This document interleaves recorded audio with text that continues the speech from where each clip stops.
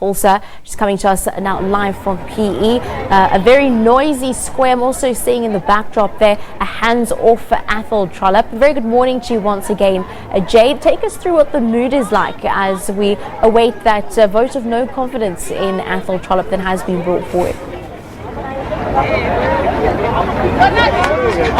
Yes, hello to you once again, Shante. I am coming to you live from the City Hall, where, as you can see, there's a sea of blue. If I can just step out of the shot there.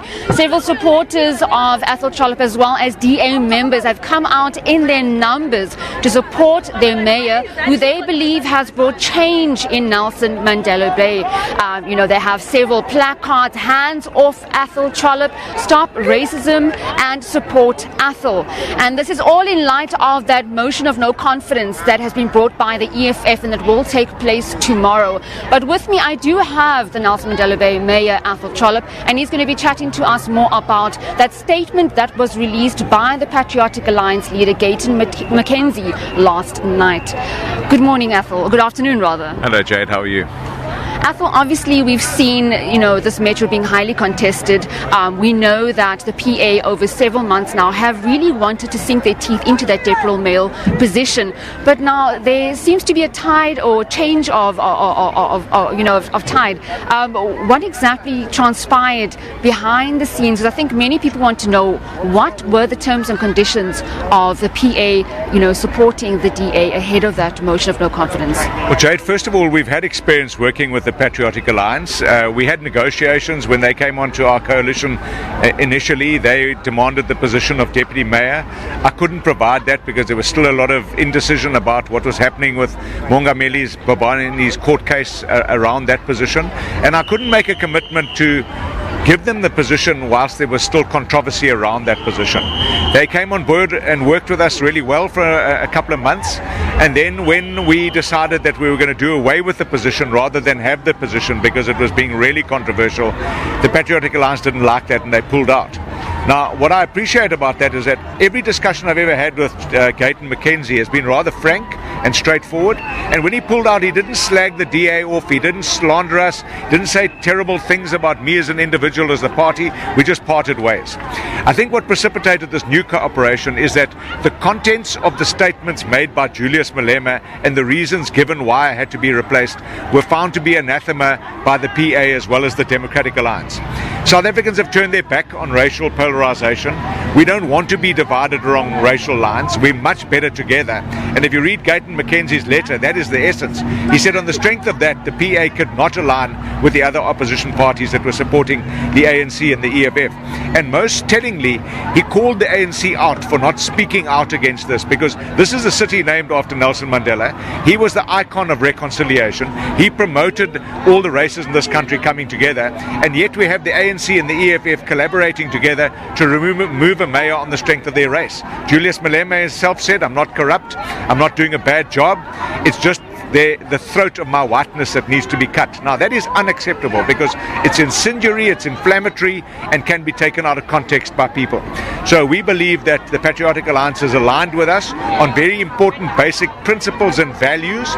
And if you have a coalition agreement with a party that agrees with your basic values, then it can work, and I believe it can work. I made a commitment to Gayton after reading his letter that is the kind of South Africa that I would like to build, and I'm committed to building it with him, and he said he had no doubt about my intentions. I think one of the questions on everyone's lips is the fact that we know that Gayton McKenzie is quite controversial in the media, as well as the party itself in the northern areas. But how does a party like DA affiliate themselves with a party like the PA? Well, the affiliation is made easier if you read the contents of that letter. Now, Gayton McKenzie also wrote an open letter to Julius Malema 4 years ago. There's a lot of consistency but what he said 4 years ago about Julius Malema and what he's saying today in this letter. What we've seen with the EFF is there's no consistency. Julius Malema changes his mind on almost every subject. Since he was in the Youth League and now as the Commander-in-Chief of the EFF, he changes his mind on almost every single important subject in South Africa. Now, one thing about Gayton McKenzie, he is controversial.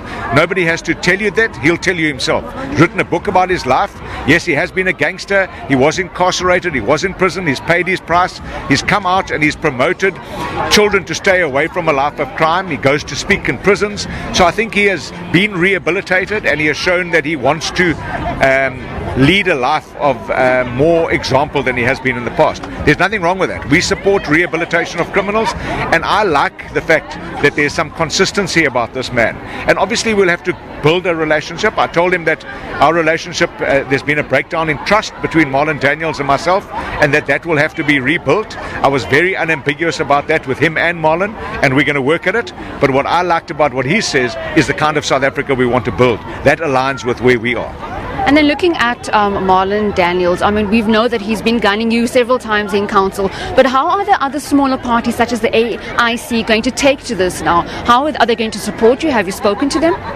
Look, we've been speaking to all the smaller parties a lot, and obviously they come under a lot of pressure as well, get made all sorts of offers. I know about the inducements that have been offered. A lot of them have been financial. We're not prepared to make financial inducements. I think those individual parties are going to have to take a decision, because whatever they align with today, there will be long-term consequences. So if they don't take decisions in council based on day-to-day issues around governance and passing budgets and adjustment budget, if they turn their back on those things, the voters are going to turn their backs on them. We serve in council to represent voters. Voters want us to govern. They want us to govern properly, corruption-free, open government. They want service delivery to take place. And those that prevent service delivery taking place in the council chamber are not representing themselves or their jackets. They're representing voters out there. And voters will punish them if they don't take interest in their decisions in their interest. And then lastly, Athol, obviously you guys will be marching at 12 o'clock, but looking at that vote of no confidence tomorrow, now that you have that, vote from the PA, are you feeling more comfortable? Do you think that you'll survive that motion of no confidence? Look, I don't ever take anything for granted in politics. I just have had a feeling for a long time that sanity is going to prevail here, and that people will take decisions based on the best interest of all the people in the city. The Patriotic Alliance's stance is an endorsement of that. We'll see what will happen in the council tomorrow. I've always said from the outset of Julius Malema's statement that saying one thing and getting it done in a legislative environment is different. And we saw with Jacob Zuma, he survived 8 or 9 votes of no confidence because people just blindly did what their parties told them to do. Now, I believe some of the parties are going to instruct their members what to do tomorrow. It won't be about their personal choices. It'll be about what their parties instruct them to do. Because political parties have to survive.